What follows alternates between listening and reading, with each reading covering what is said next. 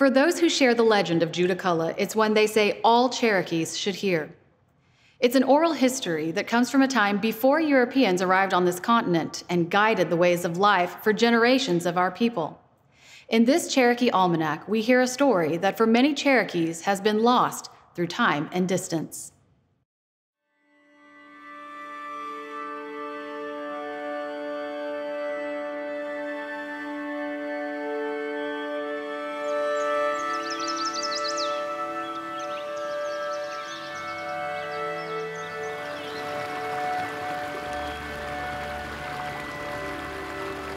Judaculla Rock sits near the headwaters of the Ꭴန့Ꭽ River in the mountains of western North Carolina, miles from the old Cherokee townhouse of Ꭴ噚Ꭷᎏ.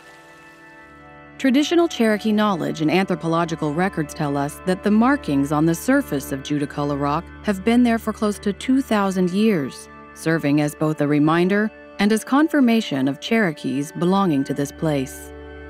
Generations after Cherokees' forced removal, stories of Judaculla Rock and the being responsible for the etchings on its surface continue being told.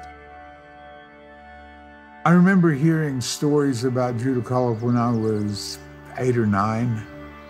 Stories of there being a being that lived among us.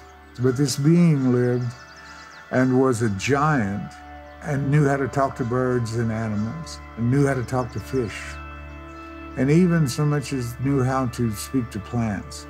And his job was to take care and maintain the balance of the natural world so that all things could benefit and all things could live in harmony.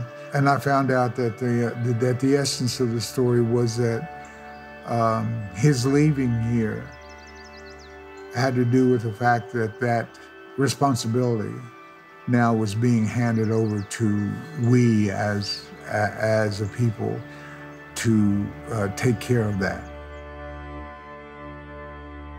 In the story, it says that he heard about a group of men doing something wrong and hunting and killing deer when they weren't supposed to, and leaping from his home at what is now called Devil's Courthouse over the mountains to that valley where the rock is, landed there and stabilized himself by putting his hand on the rock, and thereby kind of discovering that that rock was there, which made it possible for him later to come back and then leave those marks there. And I think he left the marks there to ensure that no one would forget, that no one would misinterpret that knowledge that he left. It's said that Judaculla left his knowledge on the rock so that Cherokees could learn to live in a sustainable manner. He included lessons about the stars, the seasons, times in which to plant, and the significance of places above and below the earth. For Cherokees of the time, this knowledge oriented their perspective of the natural world and helped guide their role as stewards of the land. So we took measures on how to treat the land, how to observe it at all times. And like Judaculla, if things were off balance, to bring back that essential way in which all things can exist in a sustainable manner. We watched the rivers, we lived by them. Our towns were situated next to streams and rivers like Ꭼန့Ꭷᎏ and Ꭴ噚ᎏ, and the hundreds of other towns that existed in these valleys where the remains of our people still are. Judaculla Rock is a part of what they were. They knew it too in their time. So it all begins to be a part of what we are today. To remember is to also ensure that you have a future.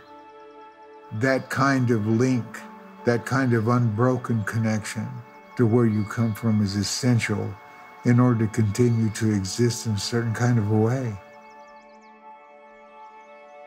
It is to connect us with the very ground that that rock sits on. It is to connect us with the very mountains. Every slope, every stream, every bend of the river connects us individually as Cherokees to this place. It tells us that this was our origin place, that we began here. It provides every individual Cherokee a place to touch base so that they will never be lost, so they can always say they have a place to be. That's the importance of Judaculla rock. It's not just petroglyphs. It's not just a piece of soapstone that somebody carved some marks on. It tells you and yours for generations to come who they are. And that should be important. It was pretty important for about 10,000 years. Maybe we should carry on the same tradition and be that. Be just like that.